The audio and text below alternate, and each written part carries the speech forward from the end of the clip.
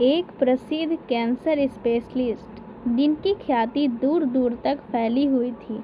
इतने बड़े डॉक्टर होने के कारण उन्हें आए दिन कहीं न कहीं जाना पड़ता था। वैसे ही एक बार उन्हें किसी सम्मेलन में जाना था। डॉक्टर किसी सम्मेलन में भाग लेने के लिए किसी दूर शहर में जा रहे थे।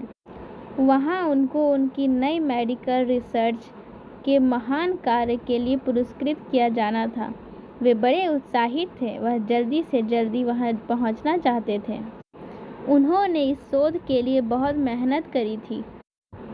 इस पुरस्कार को पाने के लिए डॉक्टर बहुत ही उतावले थे। वे वहाँ पर जाने के लिए बहुत ही उत्सुक थे। वे अपने जाने की तैयारी करते हैं और फिर वे अपने मंजिल की ओर निकल जाते हैं। उड़ने के तकरीबन 2 घंटे बाद अचानक उनके जहाज़ में तकनीकी खराबी आ जाती है, जिसके कारण उनके हवाई जहाज़ को आपातकालीन लैंडिंग करना पड़ता है और इसे ठीक करने में बहुत वक्त लग जाता है और डॉक्टर को लगता है कि वे अपने सम्मेलन में सही समय पर नहीं पहुंच पाएंगे। इसलिए उन्होंने स्थानीय कर्मचारियों से रास्ता पता किया और एक टैक्सी कर ली। सम्मेलन वाले स्थान पर जाने के लिए वे टैक्सी से निकल पड़ते हैं। जैसे ही उन्होंने यात्रा शुरू की, कुछ देर बाद बहुत तेज आंधी तूफान शुरू हो गया। रास्ता लगभग दिखना बंद सा हो गया था। इस आपाधापी में वे एक गलत रास्ते को पकड़ लेते हैं और लगभग वे 2 घंटे के दूर रास्ते को तय कर लेते हैं और जब वे बहुत आगे निकल जाते हैं तब उन्हें एहसास होता है कि वे रास्ता भटक गए हैं।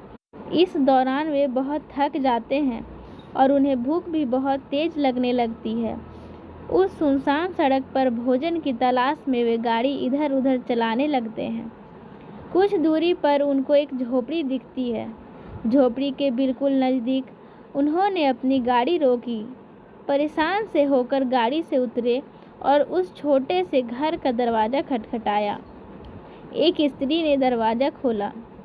डॉक्टर ने उन्हें अपनी स्थिति बताई और एक फ़ोन करने की इजाज़त मांगी, तो महिला ने उन्हें बताया कि उनके पास फ़ोन नहीं है और उन्होंने अपने घर में उन्हें विश्राम करने के लिए कहा।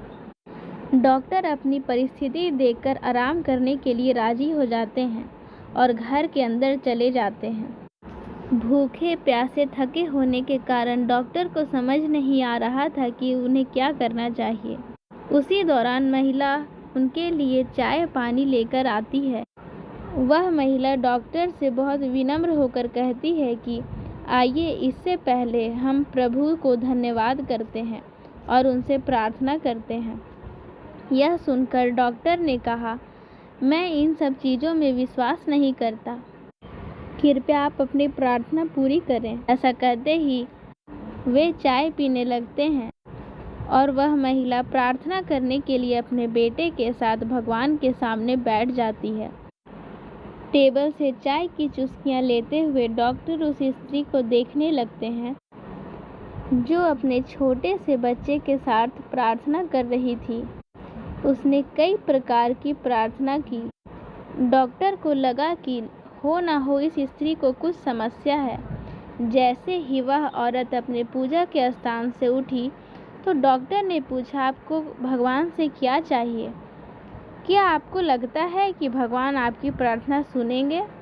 उस औरत ने धीमे से उदासी भरी मुस्कुराहट बिखेरते हुए कहा, ये मेरा लड़का है और इसको एक रोग है जिसका इलाज एक कैंसर स्पेशलिस्ट ही कर सकता है और एक प्रसिद्ध डॉक्टर हैं जिनकी ख्याति दूर दूर तक फैली हुई है, वह इस कैंसर का इलाज कर सकते हैं।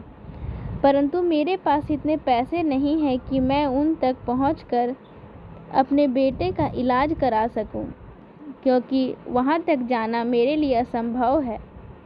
यह सच है कि भगवान ने अभी तक मेरी किसी प्रार्थना का जवाब नहीं दिया, किंतु मुझे विश्वास है कि भगवान एक न एक दिन कोई रास्ता बना ही देंगे।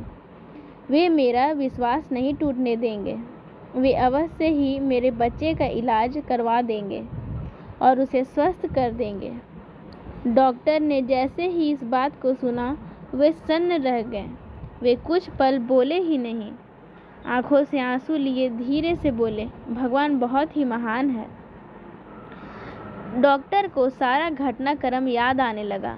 कैसे उन्हें सम्मेलन में जाना था, कैसे उनके जहाज को इस अनजान शहर में आपातकालीन लैंडिंग करनी थी, कैसे टैक्सी मिलने में दिक्कत आई और वे तूफान की वजह से रास्ता कैसे भटक गए और वे कैसे यहाँ तक आकर पहुँच गए।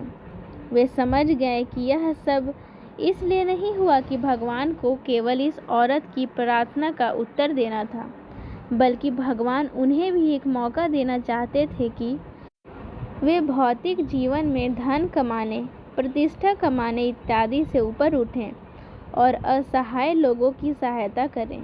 वे समझ गए कि भगवान चाहते हैं कि मैं उन लोगों का इलाज करूं जिनके पास धन तो नहीं है, किंतु जिन्हें भगवान पर विश्वास है।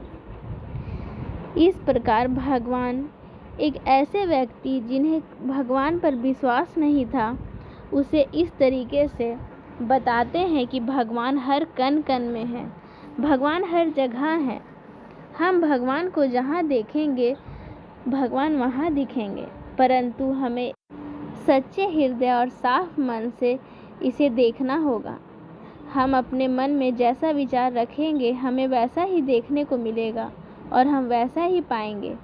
इसलिए यदि आप भगवान को कण कण में खोजेंगे तो वह आपको हर जगह मिलेंगे, कण कण में मिलेंगे। भगवान सबकी सुनते हैं। यदि आप सच्चे दिल से प्रार्थना करते हैं तो भगवान आपकी इच्छा अवश्य पूरी करते हैं।